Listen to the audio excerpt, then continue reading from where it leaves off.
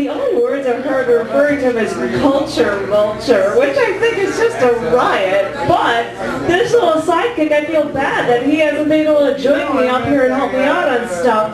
But this, you know, this fixture for this open mic at the Cafe Gallery here, Mr. Bob Rashkow. He's making like every open mic, and this place is so packed. Thank you so much. So give it up like you don't have anything to lose.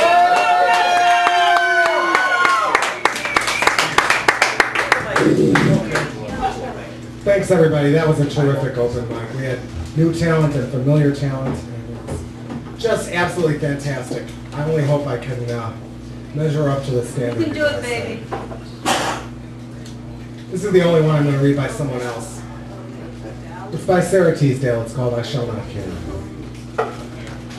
When I am dead, and over me bright April shakes out her rain-drenched hair, though you should lean above me broken-hearted, I shall not care. I shall have peace, as leafy trees are peaceful when rain bends down the bough, and I shall be more silent and cold-hearted than you are now.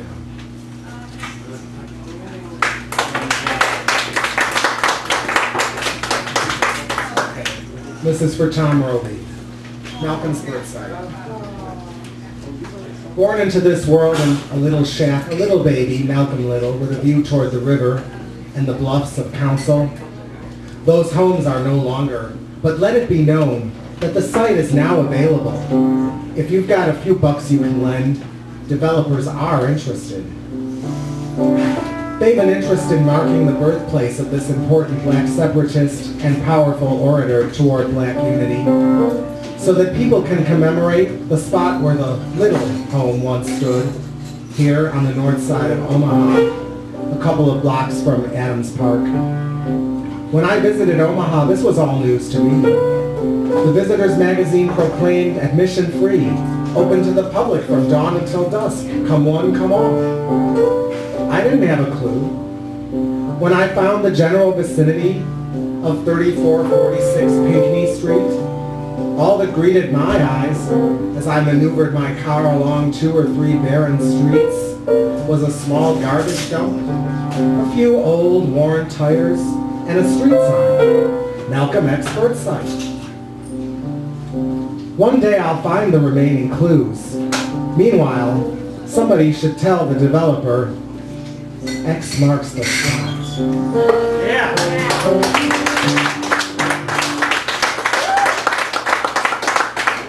This is my one new piece. Yeah.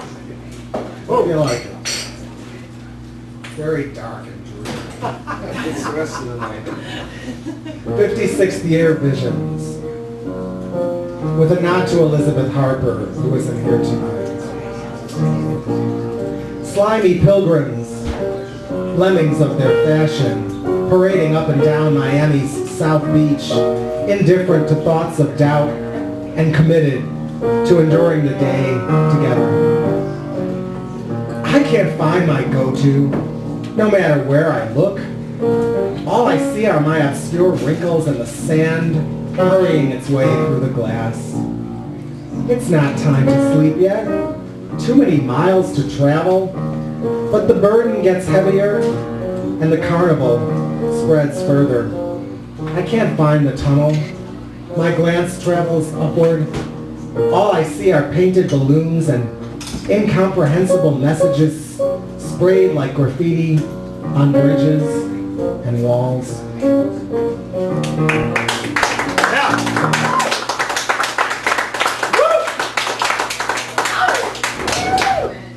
We did lose our dear Matthew Scott Barton last week. And this was one of his riffs on, now I forgot the name of the book. It was a movie script based on a book that Steve Martin was in. Somebody probably knows it. But anyway, he had encouraged us to riff off of that, and this was called Shop Talk.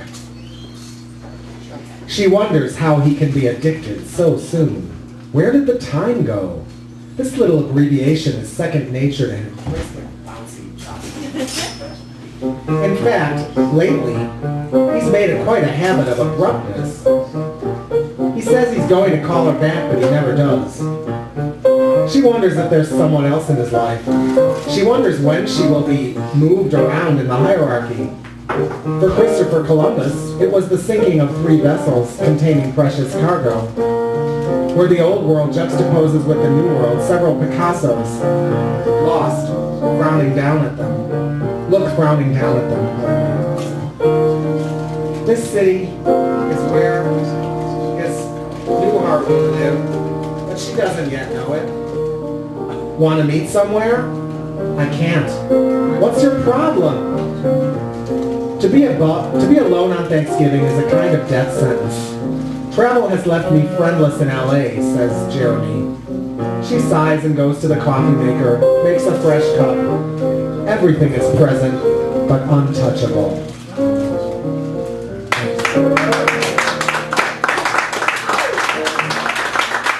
This is my poem for Matt. It's called Left.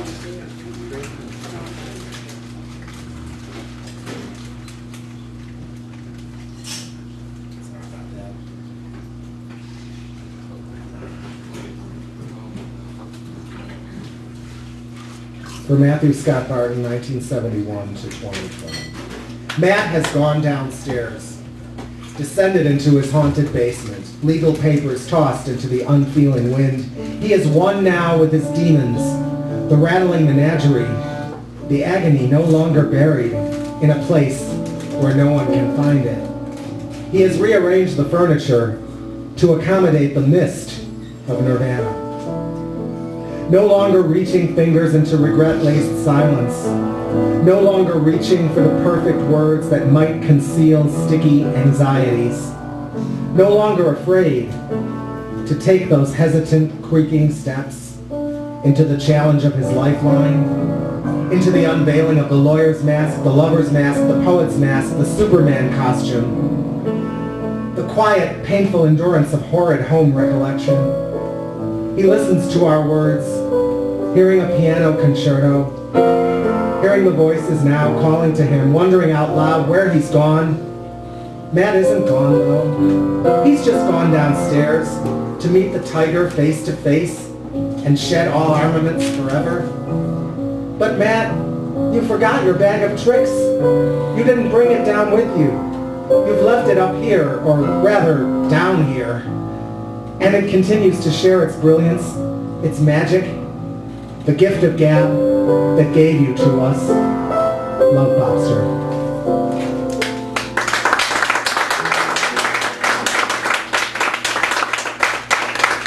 Thank you. This is called Twin Peaks. It's about the TV show. Yes. That was the CCD, Twin Peaks. That's right, it was. Thank you, Jaden. There is a place deep in the woods.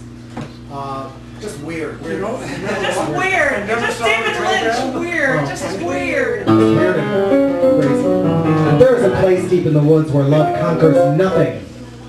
Danger, Dale Cooper. Danger, Dale Cooper. Alongside of a large town where creepy, unsettling spirits reign. Is there really a hell? Dale is in love. He is such a moral being, but even Dale cannot be spared. For his love has followed the strange, hypnotic scent into the place deep in the woods. The barely visible curtain of sycamores. She has entered the dark domain of dirt, too late for Dale to claim her back. Here his love is of no use. Here he encounters death and tongues of fire. Here he asks politely, "Can I please have my love set free?" His request is granted. But out there he will emerge, sans love and goodness. Out there he will prevail, he will flail, he will follow in the endless, long chain of evil, misery, grief, blankness. Whoa!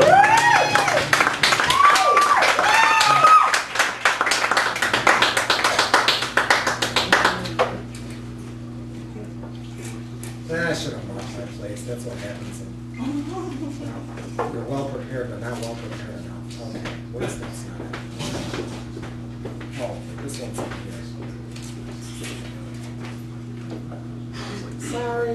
Here it is. Because everything is too much, it can be reduced to nothing. Nothing except maybe a thin mist. The mist of never certain. The keeper of the keys that open the tiny gate that stands between myself and certainty like Alice's eat me bait. Is death an infinity, though through which I must float, inevitably to reach nothing? Or is infinity contained inside that gray mist where patiently waits the key to the absolute zero, the absolute certainty, the absolute tranquil infinity of everything?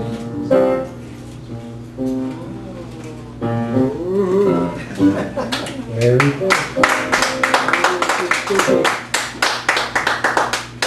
Thank you. I just have a few more. We want lots more. Yeah. Going all night. We'll do them all and we'll stay all night. Judy at Carnegie Hall. Unless you aren't old enough. Or filibuster. There's a show. I have something to do with it. I'm not in it, but you can come back and bring me flowers if you want. Or you can see me standing pinned to the wall, observing the fun, observing the heads come and go like stars blinking. Are they coming back for intermission? From intermission? Oh yes. They just went out to smoke or gather in gaggles. Could any of them toss flowers? A nickel's worth of grace? 2. Destroy. To do away with. To crush. To ruin. Hope. Promise. Positive thought. Do away with promises. They only lead to ruin. Like arriving on time for the next show? The envelope I sent to the Pearl of Peterson Park comes back attempted, not known, and I've no place to go. The night is voluminous. I dare myself to run out into it, screaming a gaggle of unimportant nonsense. It's Bowie's freakiest show. I ooze from the ruins of a promise like a 19th nervous phoenix. I stay in, after all, pinned to the wall, observing the wood, accepting one more splinter from the last fire's kindling. Yeah. All right. After Prince's song, it's called Raspberry Beret. A Minnesota basketball player actually wrote this up. All right, Gary, you got it. If I must dance again today, let it be to this, one of my princely favorites, from an otherwise pretty tacky decade.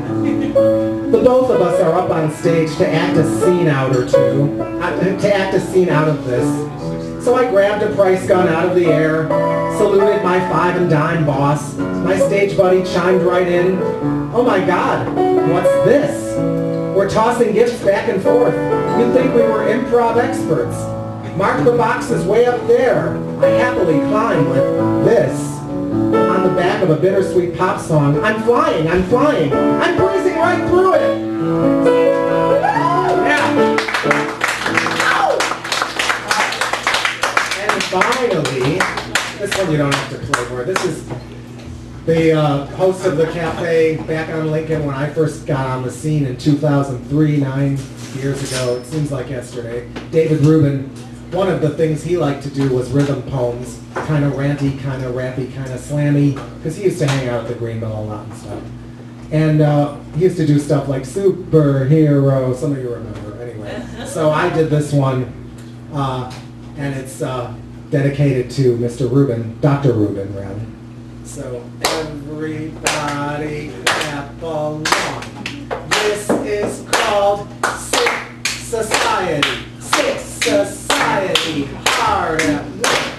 Doors slam closed while city streets work. Cereal and OJ on the run. Before you can start, you're already done. Drivers pretending they know how to drive. Non-drivers know they're pretending they can drive. People trying to walk in between.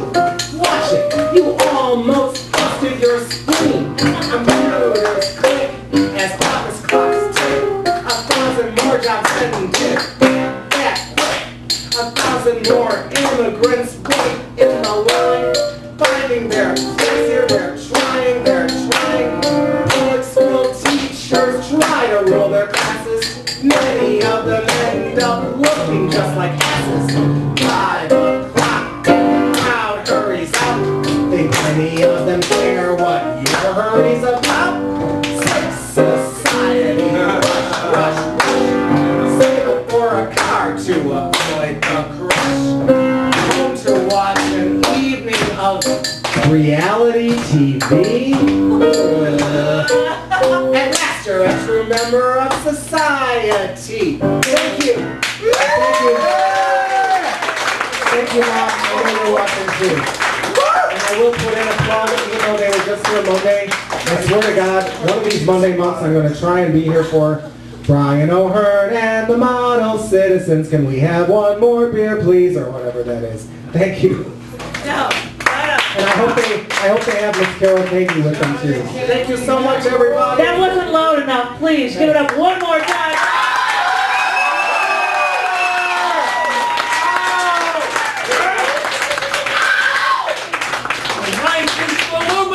He left the stage, so I didn't know if anybody had any questions for him, but I guess you can come bug him on every other Wednesday since we run this here at the Cafe Gallery. If you want to know anything about our schedule, always go to www.chaoticarts.org/thecafe.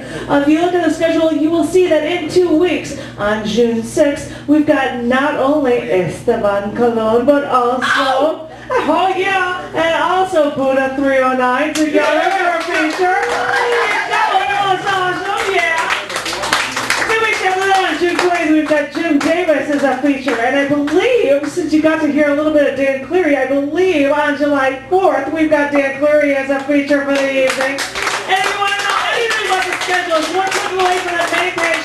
Thank you all so very much. I look forward to seeing you next time, and if you want to get on the list, let me know, and thank you, Bob. Thank you.